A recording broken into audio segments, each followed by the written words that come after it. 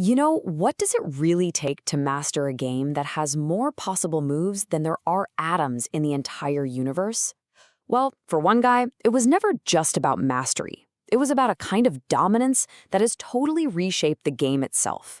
Today on The Explainer, we are diving deep into the Magnus Carlsen phenomenon. So how does one person get to the absolute summit of world chess and just stay there? We're talking about Magnus Carlsen, of course.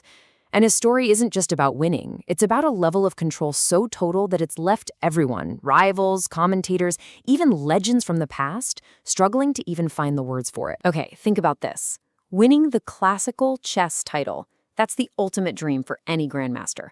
Winning the rapid and blitz titles, that makes you a speed demon, a specialist. But holding all three at the same time, that was something people thought was pretty much impossible. Until Magnus just went and did it. To really get how, we've got to go all the way back to the beginning. Long before he was even a grandmaster, Magnus Carlsen was showing signs of an intellect that was just on a different plane of existence. And we're not just talking about being a smart kid.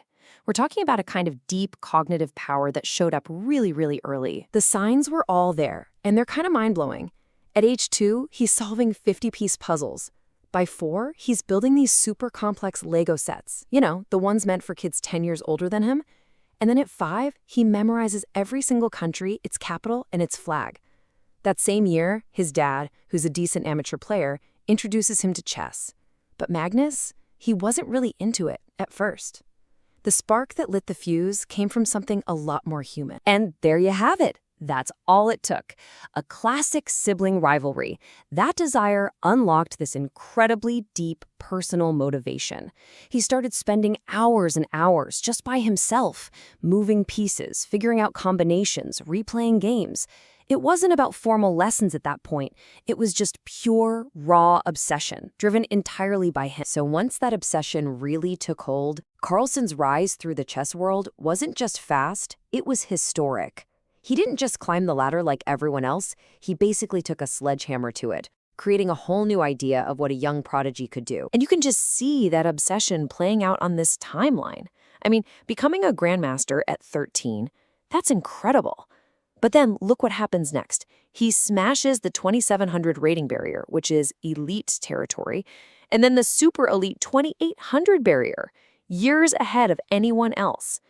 By the time he was 19, he wasn't just one of the top players. He was officially #1 in the world, the youngest to ever do it, 2882. To a chess player, that number is legendary. It is the highest official rating ever achieved in the history of the game. It's a mark that even pushed past the great Garry Kasparov. Statistically, it just represents the highest level of chess performance anyone has ever seen. Period. Now, being the #1 ranked player in the world is one thing. It's amazing. But to really join the legends, the immortals of the game, you have to win the World Championship. In 2013, at just 22 years old, Magnus Carlsen got his shot. He had to face the reigning champion, the absolute legend, Viswanathan Anand. And he beat him convincingly. But this wasn't just a one-time thing. It wasn't just a coronation. It was the start of an entire era.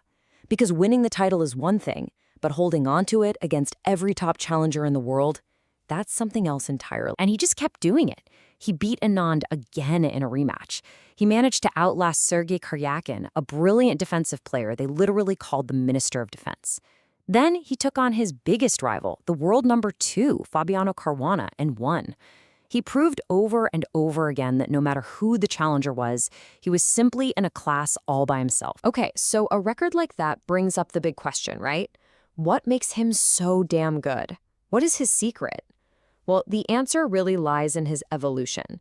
He transformed his playing style into the most dangerous weapon you can have, one with no weaknesses. See, when he was a teenager, he was this swashbuckling attacker, fearless, sacrificing pieces. It was exciting to watch.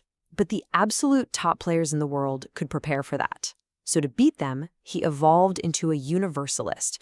Now he plays any kind of opening, he's comfortable in any type of position. Trying to prepare for him is like trying to catch smoke in your hands. It's just impossible. Even Garry Kasparov, who coached him for a little while, pointed to this incredible intuition he has. He said Carlsen just knows what to do in any position. It's a deep, almost mystical feel for the board, not just brute calculation.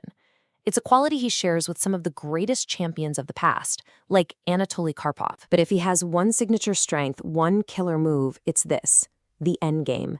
This is where that childhood ability to just focus for hours and see patterns that nobody else sees becomes absolutely lethal. He takes positions that look totally equal, positions where any other grandmaster would just shake hands and agree to a draw, and he just keeps playing. He squeezes these tiny, almost invisible advantages until his opponents, totally exhausted and demoralized, finally crack under the pressure. He calls it pure chess, where computer prep is useless and it's all down to raw talent. All of this insane success on the chessboard has let Carlsen do something very few chess players ever get to do: become a true global star. His influence has just exploded out of the chess bubble and right into mainstream culture. I mean, he's modeled for fashion brands, he's been honored on the field at his favorite soccer club, Real Madrid, he's done 60 Minutes and the Colbert Report, he was even named one of Time magazine's 100 most influential people. He made the chess grandmaster a cool global brand and brought the game to a whole new audience. And then there's this story, which is almost too perfect. It really shows you how his mind works. He proved his strategic genius isn't just for chess. In 2019, for a moment, he actually hit the #1 spot in the entire world in Fantasy Premier League football. He out-strategized over 7 million other players.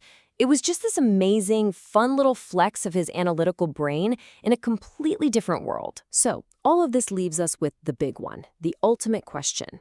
Is he the GOAT? The greatest of all time?